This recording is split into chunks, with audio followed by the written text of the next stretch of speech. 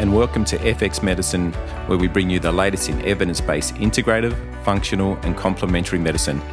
I'm Dr Adrian Lopresti, clinical psychologist, and joining us today is Dr Nicholas Kardaras, Ivy League educated psychologist, internationally renowned speaker, and one of the USA's foremost addiction experts. Hi Nicholas, thanks for joining us on the line today. Oh, thank you for having me on the show. It's my pleasure. I wanted to talk to you particularly about your interest in screen use and the dangers of internet use, and you've written a fascinating book on the dangers of excess gaming and screen use called Glow Kids. So can you tell us a bit about how you became interested in gaming addiction and the dangers of excess screen time? Yeah, I was working as a psychologist, as a clinician with young people, with adolescents and young adults. And my primary focus had been mental health and substance addiction. That was what my training had been in. And I was also teaching at a university and doing a lot of work at secondary schools at that point. This was about 12, 13 years ago. And being trained and tuned into diagnosing the clinical aspects of substance addiction, I started noticing some of the similar behaviors with young people and their devices. If you went through the DSM or the ICD diagnostic criteria for substance addiction, it was almost matching exactly what I was seeing with some of these 14, 17, 18-year-olds. And my real aha moment happened, and I write about this in Glow Kids, when I had a young man that was sent into my office about 11, 12 years ago. Who he was, where he was blinking rather, his eyes were wide and was blinking rather intensely. And I kept asking him if he knew where he was, if he knew, just to give him a sense of bearing and orientation. And after a couple of minutes of sort of looking around my room and trying to get his bearings, he asked me if we were still in the game.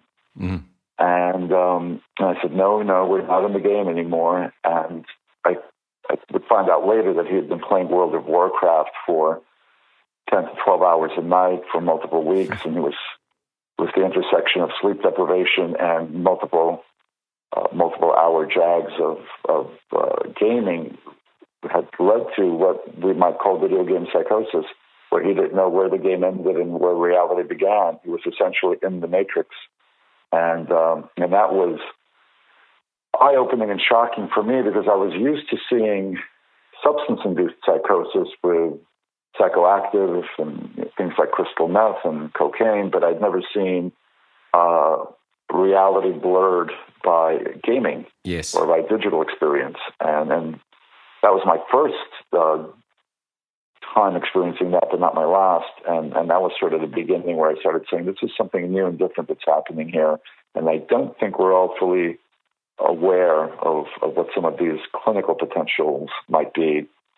So that was really how I first sort of fell into this. Wow. So this is psychosis induced by excess screen time, excess gaming. Yeah, there are a couple of British psychologists that have come to call it game transfer phenomenon, GTP. And game transfer phenomenon is where visual or auditory aspects of the game will transfer into waking awareness. Essentially you'll have, a gamer will hear or see the game. The game will have visual auditory intrusions into their waking reality. And most gamers experience brief moments of that. They might hear a little gunfire or some aspect of the game intrudes into their awareness, but they're aware that it's a shadow aspect. This young man was fully, we would call it a video game-induced psychosis.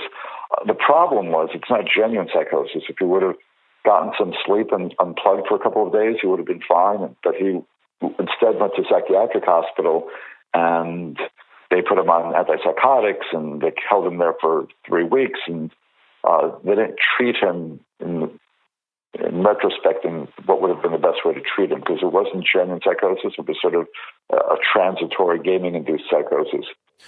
So when it comes to excess screen time and internet addiction and gaming, how bad is the problem? Well, I think it's the addiction of our times, because I think the ubiquity of it, I think we're all swimming in it.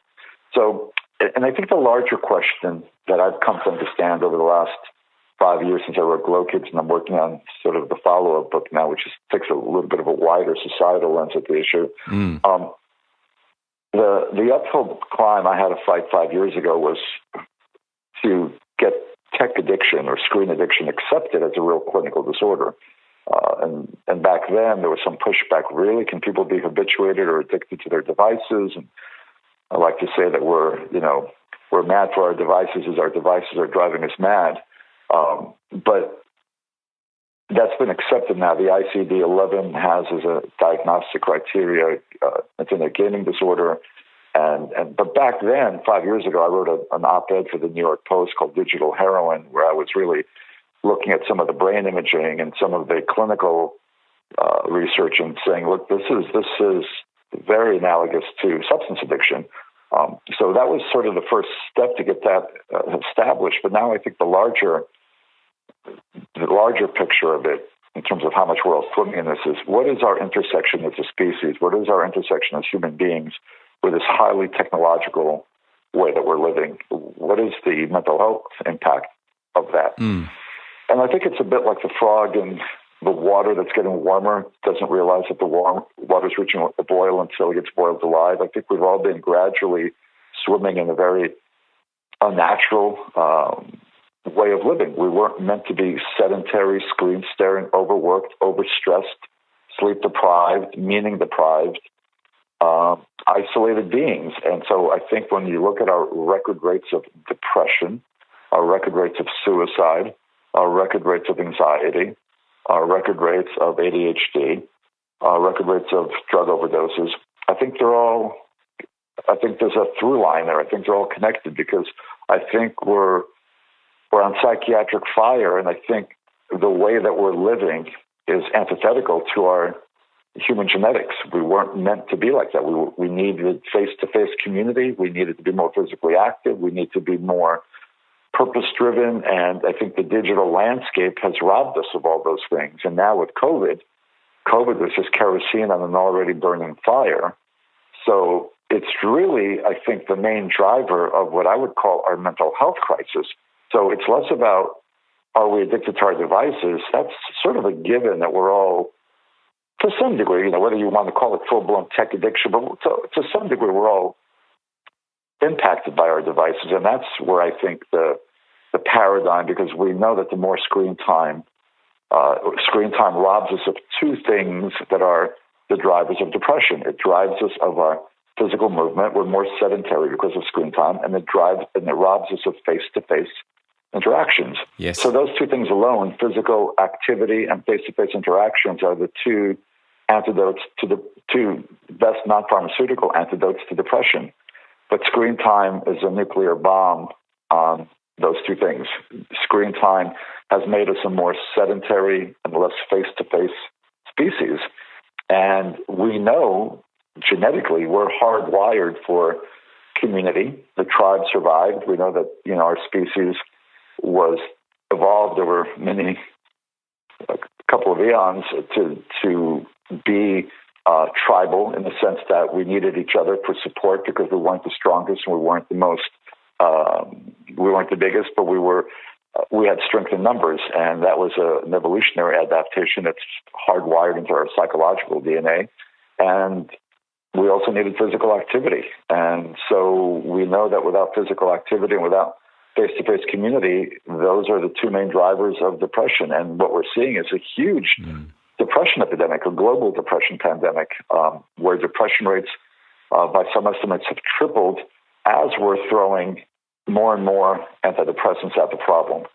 So if the endogenous theory of the brain chemistry theory of depression was accurate, if depression was simply about neurotransmitters and depleted serotonin, then the more prescriptions of antidepressants should be solving that problem. But what we've seen, if you look at the depression, the bar graph of depression, and if you were to overlay a bar graph of our antidepressant prescriptions, we've given increasingly more antidepressant medication, and yet depression is still spiking. Yeah. So then we have to say, well, it's not just a brain chemistry issue. It has to be a lifestyle issue. It has to be an environment issue. And what's changed in our environment, in our landscape over the last 20 years, except the digital piece. We've become a different species over the last 15 to 20 years because of our high-tech capabilities. Yeah, absolutely. I know there's certainly the neurotransmitter deficiency hypothesis is certainly limited, and we need to look at a whole range of lifestyle factors that might be contributing to the epidemic of mental health. And certainly reading your book, just amazed by some of the statistics with regards to how often people are texting and using social media and gaming, and I know even a study that was done here in Australia on about 3,000 people, 3,000 high school students, 10% of them reported themselves as being highly or very highly addicted to the internet. So I know that our statistics are probably similar to what's going on in the US. Right. What's interesting is that COVID has acted as sort of it's sort of been the proof of the hypothesis that too much of what we're talking about is problematic for our mental health, because what we're seeing during COVID has been a doubling of screen time and a tripling of depression rates. Wow. So, the quarantines, the isolation, the more and more dependence on, it's by necessity. We've got to be Zooming and remote working and remote schooling and remote all these other things, remote. But too much remote makes Johnny a depressed and suicidal boy. And so that amplification of all those dynamics that were problematic before COVID has been a confirmation of the hypothesis that something was amiss, because, like you said, it wasn't just brain chemistry. Well, and it is brain chemistry in the sense that you can, as we know, environment can impact brain chemistry. Trauma can change brain chemistry, but so can lifestyle. So toxic lifestyle can create toxic brain chemistry. And we can't just throw the pharmaceutical sink at it and think that we're going to fix the problem unless we address the underlying societal shift that's happened in terms of how we live and how we interact as a species. Yeah, absolutely. So really then if there are, if that neurotransmitter deficiency or imbalance hypothesis is correct, then we really need to go, well, what is it that's going on that might be contributing to that? And we know that, certainly from reading your book, that a lot of the gaming and the effect that has on brain chemistry is significant. So is gaming a problem just for children and teens, or is it also a problem for adults? Well, I did a pretty high-profile intervention for one of the national news shows here, the ABC's 2020. That I did a televised intervention for a 42-year-old IT executive in Ohio who was escaping his. This was a man who had 4 children and an attorney as a wife, and he would come home from work and he would just go down to the man cave and escape his reality. I think at the end of the day, those of us that work with addiction, we know that a lot of addiction is about escaping, right? It's the great escape, the great escape artist, the Houdinis of the mental health world.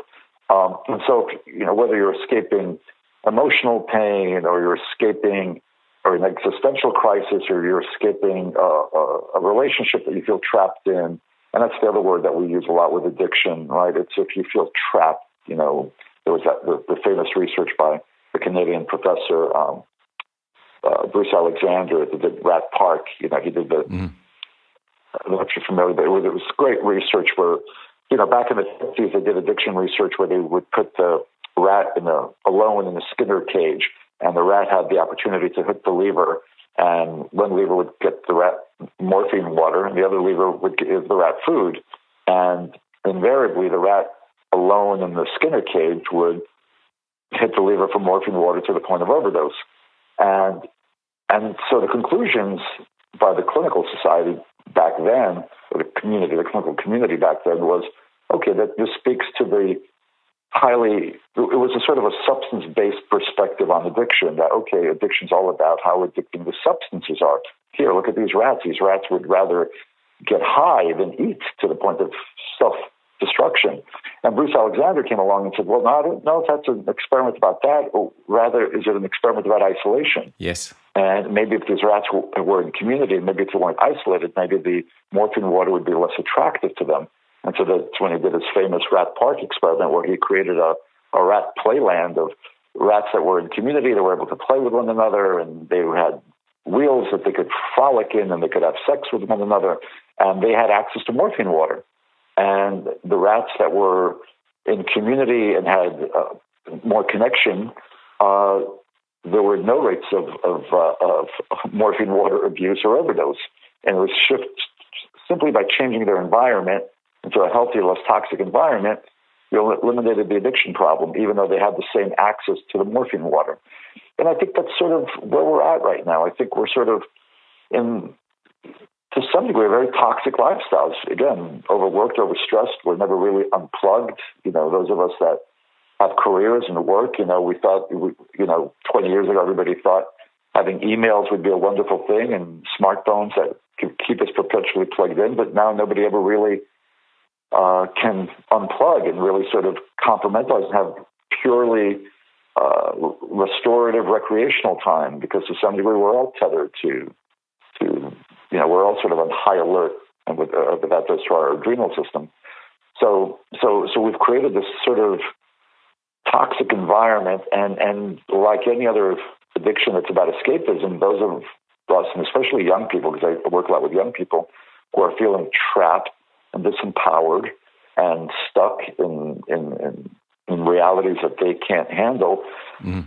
Well, there's a much more available alternative to escape than drugs and alcohol, because to be a drug addict takes some effort. You've got to find a drug dealer and you've got to go purchase, whatever your drug of choice is.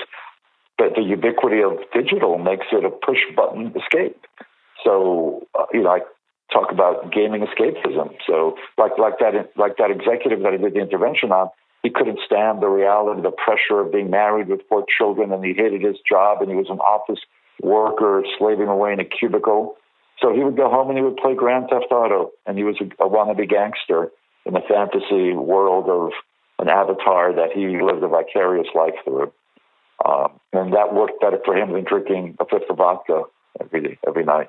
Yeah, so we really need to then, rather than just look at the addiction, we need to also look at what's going on in that person's life that might be contributing to that addiction. And obviously, as you mentioned, escapism is one of those things that could be occurring for them. Sure. And it sounds like, the problem is that it's widely available. It's something that we can just go into we don't even need to leave the room, do we? You can just use our phones to go on a screen, and it's freely available and 24 hours, 7 days a week. So it's readily available for adults in terms of, push-button escapism. But the problem for children developmentally that I write about in Glow Kids quite a bit is that instant gratification aspect of it really, really primes the pump for impulsivity. And it really, the interesting part is neurophysiologically, they've looked at this, and Dr. Kardaras, who does a lot of the ADHD research here with screens in the United States and the University of Washington, he's looked at a lot of this. So not only is it readily available, but if you're a child who hasn't really developed your prefrontal cortex and your executive functioning and your impulse control, and we know that the things that nurture that the most are delayed gratification, the old marshmallow test, 1 marshmallow today, but if I don't have it today, I'll have 2 tomorrow. Yes. If I can cultivate the skills of patience and delayed gratification, those bode well for long-term outcomes of children and as young adults. But push-button instant gratification now is priming the pump towards impulsivity. And what they were finding on the brain imaging research is the part of the brain devoted to that, in the same way that it atrophies, in the same way that it gets compromised in substance addiction, is happening with screen time. I think that was the biggest shock for a lot of people, because I think they were able to conceptualize that substances, you ingest something and that can change your physiology and neurophysiology. But I think people were really shocked to find out that something that you're not actually putting into your body can change your brain, can change your neurophysiology. And that's what we were seeing. So you were seeing the DGM, the dense gray matter of the prefrontal cortex, was actually shrinking and being compromised, thus leading to more impulsivity with excessive screen time. So if you give a 5-year-old too much screen time, they're never going to develop their attentional muscles, their ability to delay gratification. They're going to be wired and primed for impulsivity across lifetime. And impulsivity is also a predictor for substance abuse and all sorts of other not great outcomes long term. Yeah, I remember reading in your book, you talked about how gaming companies hire the best neurobiologists and neuroscientists to elicit a physical response. So they certainly know what they're doing and what the outcomes they're trying to achieve. Yeah, the dopaminergic response and the whole leveling up, you've got to give the devil their due. They're very efficient in terms of creating highly habituating, dopamine activating platforms that really prime an addictive response. And it's interesting how I don't know if it's made it in the news yet there in Australia, but it was big news here about a week ago, and it was in our local 60 Minutes about the Facebook whistleblower and how some of the big tech companies, they knew, the story was that with Instagram, that they had their own internal clinical research showing that excessive engagement with Instagram was increasing suicide rates, 13% higher suicide rates amongst teenage girls, the more that they were on Instagram. They know not only was the blueprint for big tech and some of these gaming companies habituation, because that drives engagement and drives sales and profitability, but I think the really shocking part that I think a lot of people found offensive was, okay, so we get it. A lot of toy manufacturers and food manufacturers, they try to sell their product. They use marketing techniques, but now they knew from their own internal emails that their marketing strategies and their habit forming strategies were leading to psychological harm. And they ignored the data. They ignored by their own internal emails. Let's change the algorithm, because the algorithm, at least with Instagram, was about created self-loathing, created negative self-concept. And they refused. Well, it was almost collateral damage. We're going to accept that some young girls are going to commit suicide, but if we change the algorithm to make it, because we know that the lizard brain is going to respond to things like hate and self-loathing and adrenaline in gaming. Mm-hmm. So it's all about activating the lizard brain, whether it's adrenaline or self-loathing, as I said, and similarly to the tobacco industry. And here at in the congressional hearings that big tech was in front of, they called it the big tobacco moment, because similarly here in the tobacco industry, there was an understanding when big tobacco in the 1970s went under the magnifying glass, that they knew that their product was a carcinogen. And they sold it to children anyway, and they marketed it to children with Joe Camel and techniques anyway. Yes. It'd be one thing if they didn't realize that. I didn't realize that my product is harmful, and I'm just doing my best to sell a product. I sell, encyclopedias door to door. I didn't know that they were harmful. But here you have email trails that are documenting that they know that they're by design addicting platforms are harmful, and they're ignoring that, and they're saying, so what? And that's the part that I think is sort of eye-opening for a lot of people right now, that they want to have some accountability for that. Yeah, absolutely.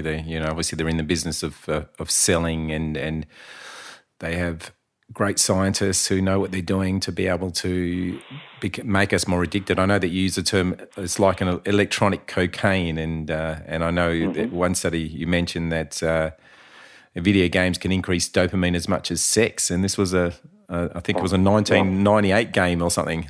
Yeah, well, it was a 1998 study by Dr. Cope in Nature magazine, and so they were looking at different substances and experiences and how much they raised dopamine levels, and in that 1998 study where they used a 1998 game, which wasn't quite, Pong, but it wasn't the highly arousing dopamine activating games of today, like Grand Theft Auto or some of the other more intense games.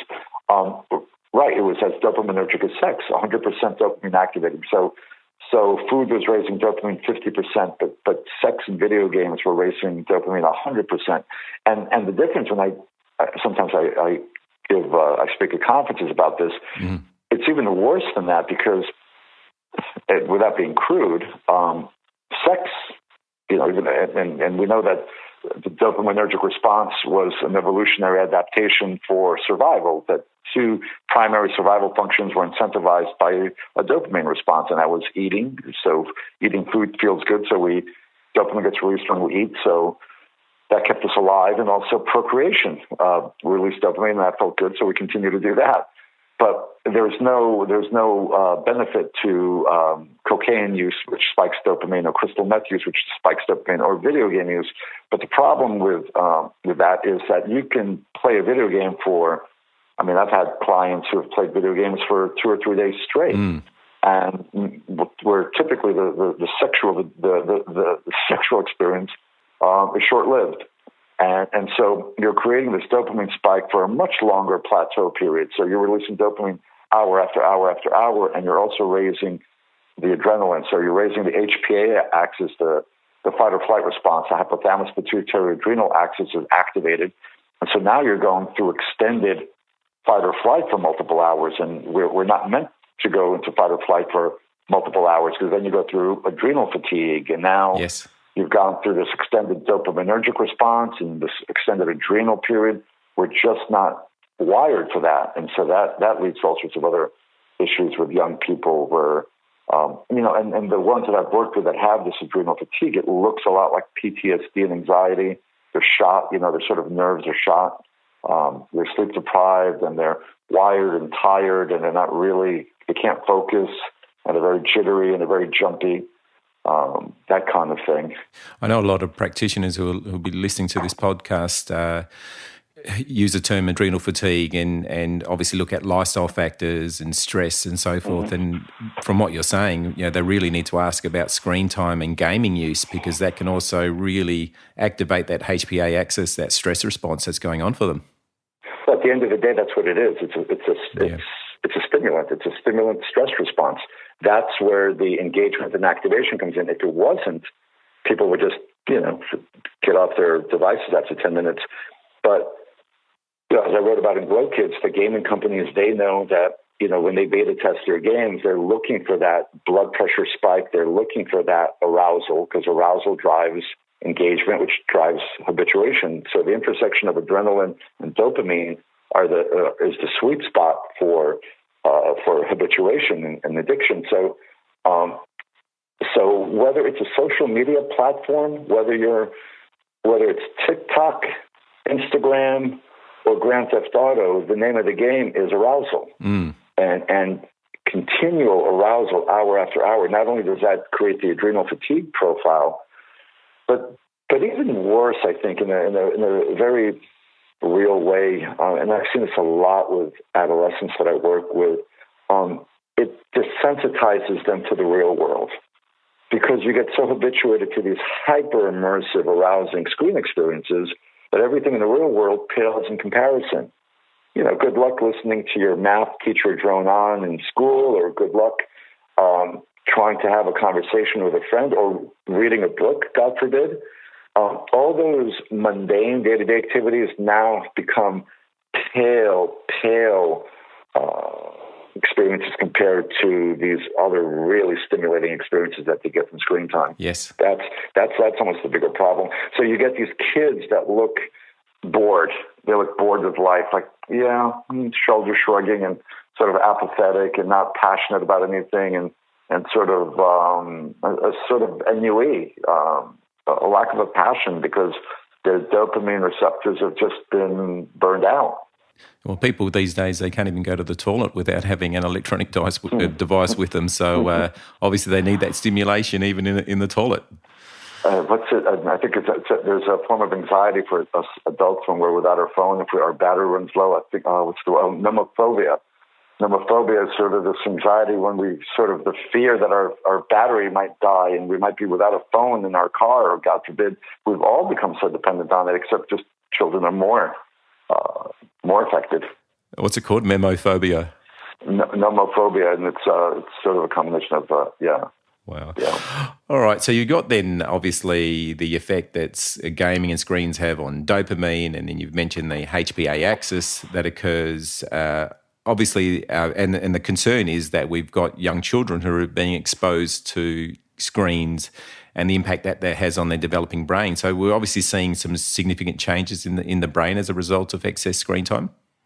Yeah, the one study that I mentioned in Glow Kids that I like the most, the one brain imaging study that I think shows the brain changes, I think it's the best study because it's a pre and post MRI study. Because, one of the arguments used to be, because some of the brain imaging research was clearly showing that the brains of gamers were different. But one of the counter arguments were, well, maybe kids or teenagers that had already compromised prefrontal cortex gravitated towards gaming, so maybe it wasn't the gaming, a little bit of a chicken or the egg argument. Maybe it wasn't the gaming that created the deficit in the prefrontal cortex. Maybe kids with a deficit in the prefrontal cortex gravitate towards gaming. Mm. But this study at Indiana University Medical School, they took a group of young men who were not gamers, and they did an MRI, an fMRI before the study, and then they had them play violent video games for 10 hours a week for 2 weeks. And by the way, 10 hours a week is a walk in the park for most gamers. A lot of the gamers that I've worked with, 10 hours is a night's play. But anyway, they made them play for 10 hours a week for 2 weeks, and then they took an MRI scan at the end of the 2 weeks, and you saw a significant impact on their prefrontal lobe, on the prefrontal cortex. You saw less activation, especially in the part of the brain related to impulsivity and aggression. And so that was just after 2 weeks. Mm.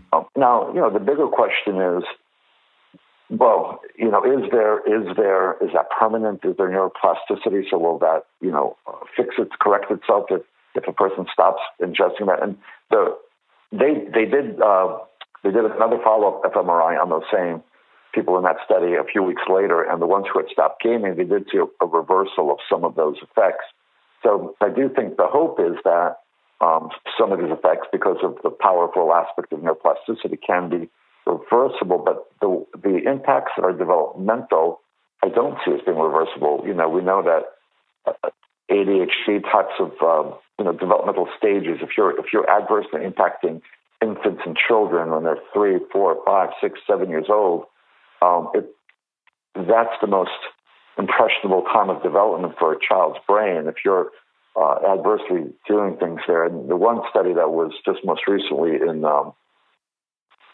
New England Journal of Medicine, and it looked at infants that were 2 years old in screen time, and looked at cognitive deficits that were happening with over an hour of screen time as opposed to no screen time. Yes. So we're changing the brains of our children. The big question is, how permanent will some of this be, and how long term, and what will it look like 10, 20 years down the road when some of these kids grow up? And we're beginning to see that now, because we are seeing, we're seeing the graduating class from 15 years ago stretch into young adulthood today, and I think we are seeing some of those psychiatric red flags. Yeah, and we're obviously, as time goes on, we'll be able to see that longitudinal data where, what mm-hmm. happens when young children are exposed to screens, and what happens when they're adults, or even, the concern is, what happens in terms of increasing their susceptibility to cognitive decline and Alzheimer's disease. And have you seen any mm-hmm. research about that yet? Or? Well, yeah, there's a lot of research that looked at the myelination and the white matter, so the myelin sheath, and so there was a UCLA researcher, Dr. Bartzokas, that did all the myelination research with substance addiction, and he died 4 or 5 years ago. But he showed that chronic substance abusers had white matter or myelin sheath abnormalities that really mirrored dementia, Alzheimer's. It was the myelin sheath as a white lipid insulation of the axon cable. It looks like the insulation cable. It started showing porous, brittle, compromised, like a Swiss cheese effect, and that was from drug use. Now, they did similar studies that Bartokas had done with substances with screen time, and they found the same effect. The myelin sheath is extremely fragile, and excessive screen time was compromising the myelin sheath in the same way that substance abuse was, which was doing it in the same way that Alzheimer's and dementia does. It was, and if you have a brittle or compromised myelin sheath, the rapidity, how optimally your brain functions, is a byproduct of how robust your myelin sheath is. And now substance abuse and screen time is, and as we know, certain dietary things can really compromise your myelin sheath. You know, we know that certain foods and prions and some of meats and can create some of these issues. So yeah, we're going to be seeing more and more of these issues, I think, as we move forward down the road, and they continue to unfold in a very problematic way. So when we're doing our assessment these days, we really need to ask about a history of computer use, gaming, screen time, when it began, how often it began, how often children were exposed to it, and really using that information as part of our assessment, because it's obviously, from what you're saying, it has a significant effect on our neurology and our biology. Absolutely. We're doing it here more and more in the United States, where part of the biopsychosocial assessment has to include a piece about a screen time assessment.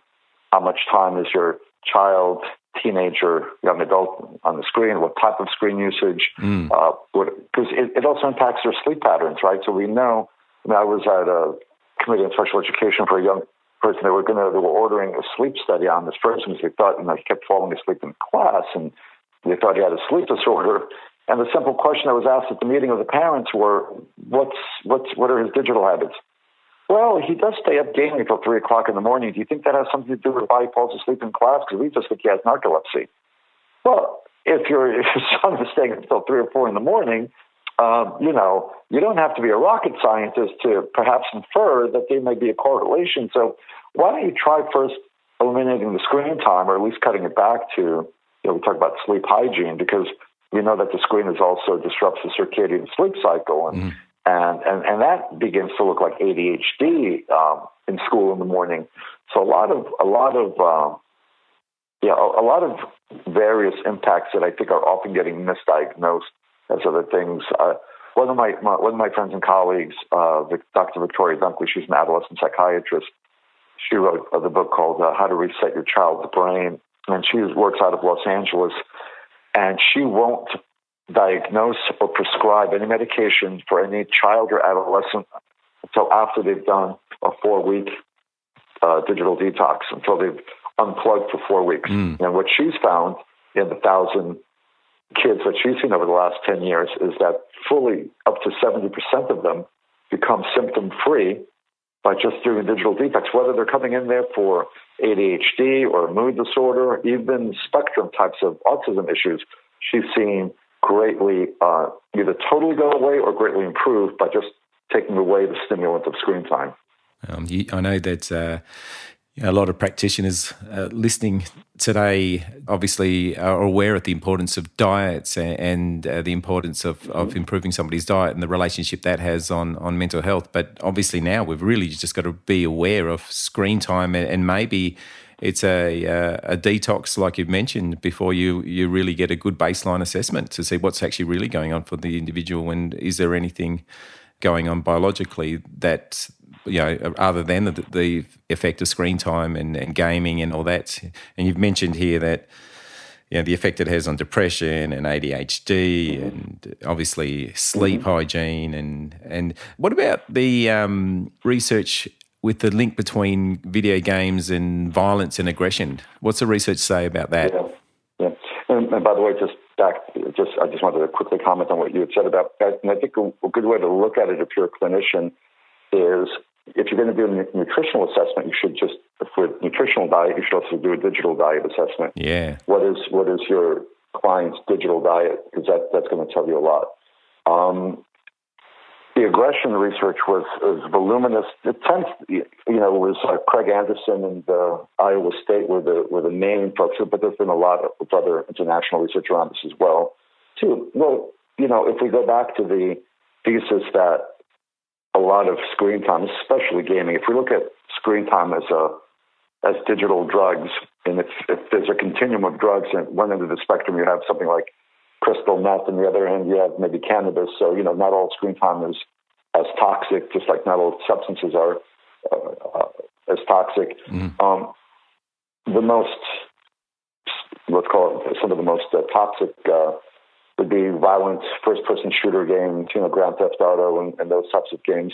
Well, of course, whether you're looking through the lens of social learning theory or from just desensitization or just from an adrenergic standpoint, you're raising the thermostat of aggression with some of these kids. So the research has been pretty voluminous, and they were clear to say that the conclusions, and the one study in particular was a meta-study that looked at over 40,000 young people, and it looked at, I think it was over 30 different studies, and the conclusion was that the results were causal, not just correlational, that screen time does lead to increased aggression. Now, the caveat with that is that increased aggression doesn't always mean violence.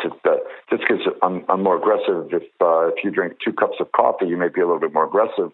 Doesn't mean you're going to assault someone, but you're more primed. The pump is primed for violence if you raise the aggression temperature. And so there's been quite a bit of research that shows even they've manipulated the extreme experiences with things like playing the same video game. One has blood, the other doesn't have blood. One has sound, the other one doesn't have sound. Adding violent sound effects, people screaming, things like that. And they all have an impact. So the more immersive and the more realistic the violence, the more impactful it is on shaping aggression.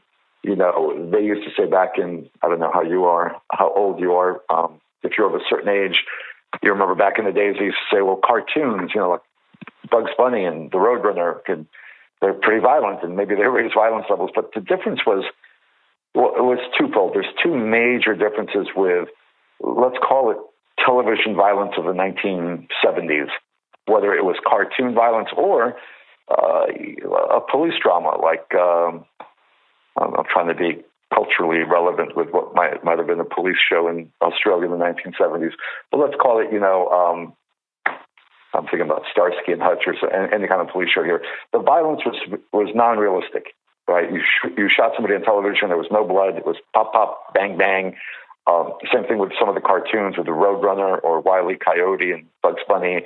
There was no realism to it. Yes. So now, fast forward to the main difference is the player is not a passive viewer of the experience. They're an immersed, active participant in the experience, and there's a lot of blurring of the lines, especially with younger children who haven't fully developed their reality testing yet. So for some young children, if you're 5 or 6 or 7 and you're playing some immersive video game on a 50-inch plasma TV, you are going to have a difficult time saying where reality ends and the game begins. But then also the realism of it, like in Grand Theft Auto. I remember in one of the iterations of Grand Theft Auto, I think it was Grand Theft Auto 4. I mean, you were beating the prostitute, and they added the sound effects of the bat thumping on the head of the person. Those kind of ugly details matter, and because they add to the realism, which I think adds to the destructive and aggression-increasing effect of what we're talking about. Yeah. And if it's part of your world and you're exposed to these scenes and images, then it's certainly going to have an effect on how you see the world and your belief systems and all of that. So there's no doubt that it's going to happen. I also I wrote down here a interesting study that you mentioned in your book. Children was exposed to a Call of Duty game, and then they were required to season food with hot chili sauce for a taste tester who couldn't stand hot chili sauce. And those who just played Call of Duty added significantly more chili sauce than those who didn't. So even I remember that study. I had a good laugh. I thought, it's amazing. Wow. Yeah, they have pretty ingenious ways, right, of how they measure increased aggression, right? So it's just like how, so I thought that was pretty, like you, I thought that was pretty humorous how they quantified that. Absolutely.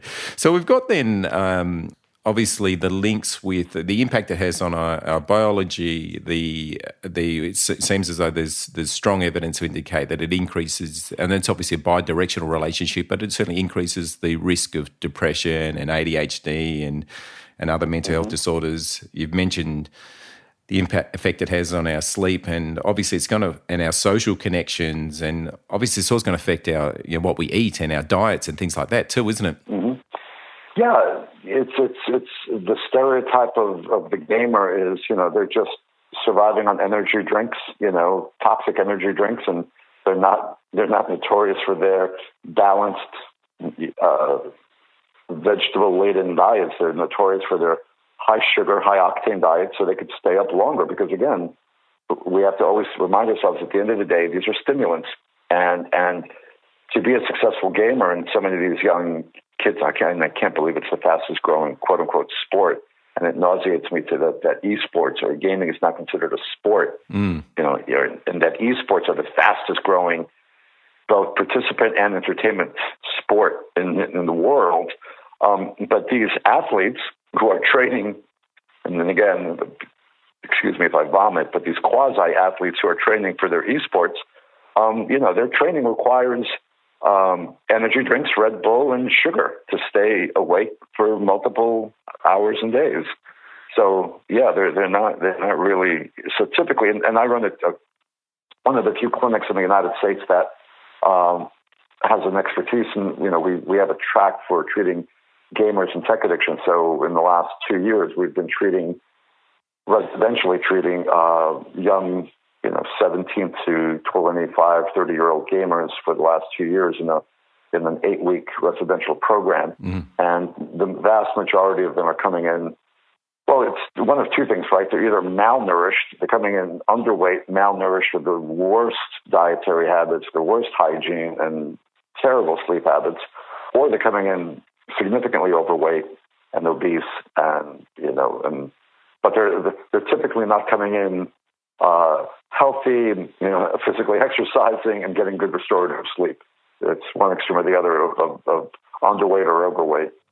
Sounds very much like your addictions to your illicit substances, doesn't it? They're presenting very similar ways. Mm-hmm. So if practitioners seeing somebody with who's they're concerned they're excessively playing games or using social media, can you just give some, briefly, just some recommendations that they can do in terms of how they can treat such an individual?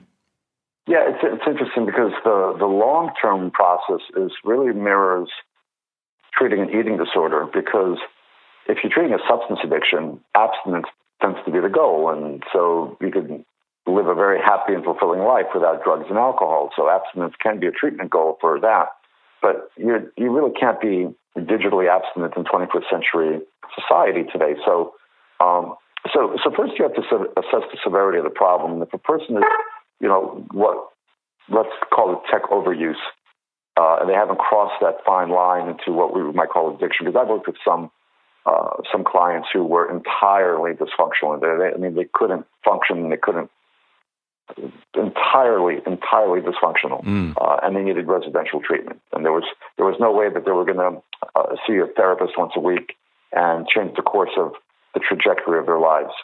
That might be a minority of the cases, but so let's call it the vast majority are maybe some degree of excessive use. So ideally what you would do is you would begin to identify what the problematic digital usage is, and we start talking about identifying digital vegetables versus digital candy. Researching, if you're a student and you're researching a paper for school, that's a healthy use of technology. But if you're just mindlessly gaming or doing some other kind of activity that has no conceivable benefit to your life, and that's digital candy. So you would start sort of creating a diet plan that cuts down the candy and increases the healthy usage. So the goal being towards mindful digital usage and mindful and balanced digital usage. And if you could do that in a therapy once a week setting or in an outpatient setting, then wonderful. If a person could be given sort of some tools to do that, and a very helpful tool to do that is for the client, and I do this myself, for I think it's healthy for all of us to do this, is to do a once-a-week digital fast, where one day a week you're just off of your devices entirely. And whether this is a family, whether this is a child, whether this is a college student, I find it extremely helpful in my own life. The one day a week, it's just, you're going to be present. You're going to be not on a TV, not a smartphone. You're just going to be fully present. And that really helps recalibrate your adrenal system in kind of a nice way. Yes. So things like that, of course, nature is a big part of it. Antidotes to some immersive screen time, so encouraging people to participate in some of those types of activities, reclaiming some hobbies. A lot of the screen folks that I work with used to have pretty full and robust hobby lives or recreational lives where they used to play sports or other activities. And if the screen time takes over, you see that all those things go by the wayside. So encouraging them to start playing the piano again, or playing soccer again, or playing, reconnecting with things that used to have more balance in their lives. Where can practitioners find more information about gaming and excess screen time so that they can improve their own clinical skills in being able to treat this problem? Yeah, there's a training that we do here in the United States that I'm involved in. It's the National Institute of Digital Health and Wellness, the NIDHW, and we do it's a 1-day, 6-hour certification course. It's for clinicians and educators to be able to identify and work with technology issues, tech overuse, and that's through an organization called PESI, P-E-S-I. They offer the training like 3 or 4 times a year. In fact, our next training, I believe, that I'm doing is in January. My book is out there. I do highly recommend Victoria Dunkley's book. That's she walks through a little bit more about how to do the digital detox, the digital fast with children. She gives a little bit more of a prescriptive step-by-step piece about that. And again, her book is How to Reset Your Child's Brain, and it's Dr. Victoria Dunkley, Dunkley. And it's growing. I mean, there's a growing awareness that this is a problem. I was going to say, when working with young people, at the end of the day, it's also finding out, kind of like with an eating disorder, helping them find a strong sense of self, a strong core identity, because that is where a lot of the sort of the social media, shaping young female sense of body image and sort of the mean girl thing, and also with young boys escaping in gaming avatars. They don't love who they are, and they're escaping into these fantasy realms. So part of the therapeutic clinical work is helping them get to a place where they accept and like themselves and don't need to live in the fantasy world, essentially. Yeah, so it's not just about looking at strategies to reduce screen time or gaming use, but also looking at the wider picture and what's going on for them, or how do they see themselves, how do they see the world, and so forth. I find those strategies to be somewhat ineffective. If you're just focusing on, everybody asks, well, how much screen time is enough? And if your child has really crossed the line and you're trying to just moderate their screen time, and you say, well, you can do 2 hours of gaming once you've done your homework and cleaned your room and, helped with dinner. The child, if they're still addicted to gaming and gaming is still the carrot that they're going to receive, everything else gets rushed through and it's not done mindfully. Everything else is sort of just bulldozed. And so until a young person can sort of recalibrate themselves and like you said, address the bigger picture, sort of moderating screen time is changing seats on the Titanic. It's not ultimately that effective at the end of the day. Now, you've also got a book that you're finishing up and publishing sometime soon? Yeah, it's same publisher, St. Martin's Press, and it's really looking at sort of a 30,000-foot view of sociopolitical aspects of how technology is not only driving our mental health pandemic, but big tech's role in some of these things. And what my hypothesis is in this book is that social media and our immersion, now that social media has swallowed up the globe, it's shaping the architecture of our brains and how we process information. Yes. So in effect, what you have is algorithms that are fueling polarity, which are then increasing the experience polarity, the person's polarity in the way that they process information moving forward. So now things are black or white, love or hate, all or nothing, in these extreme types of ways that I'd never seen before. And I do think that that's at the feet of social media. All right. Well, Nicholas, thank you so much for spending time with us today, and thank you for the great work you're doing in the area. I think it's something that we all need to be aware of for both ourselves and our patients.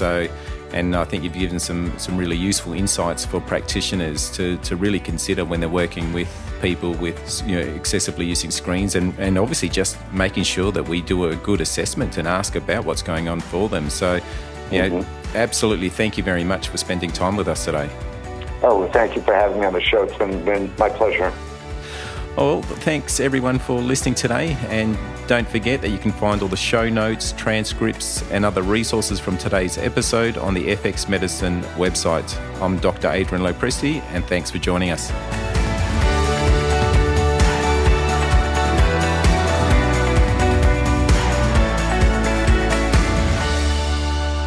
This podcast is intended as healthcare practitioner education only, and it is not a substitute for medical advice, diagnosis, or treatment.